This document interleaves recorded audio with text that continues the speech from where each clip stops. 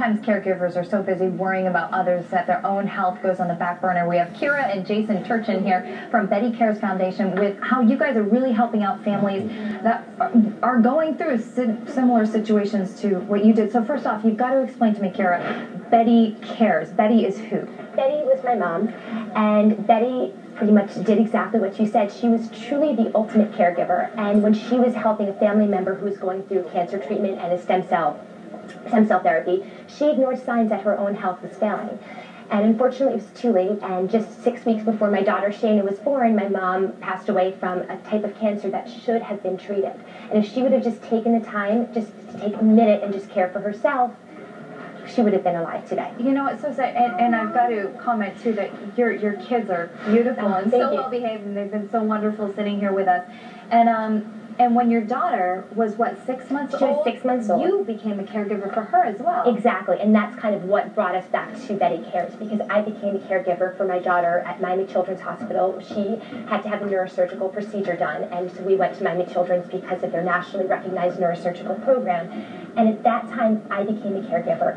I went through several different, unfortunately, three different hospitals, 2 different ambulance stays. I didn't have our ambulance rides. I didn't have anything. I didn't have cell phone. I didn't have toiletries. I didn't have a change of clothes. And I thought that if this happened to me, and of course, thinking back of what my mom went through, this has to be happening to other people too. And that was how Betty Cares was born. Okay, so what are you guys doing? You're going to provide some of these necessities to families that are kind of camping out at the hospital. Basically, yes, because a lot of people don't know and they don't anticipate. I mean, just 2 weeks ago, we were taken from Miami Children's urgent care to the hospital because my daughter had an asthma attack.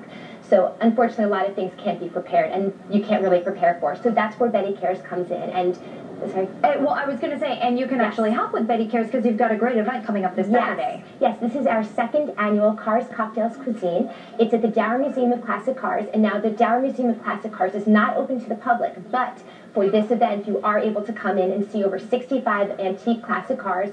They're amazing.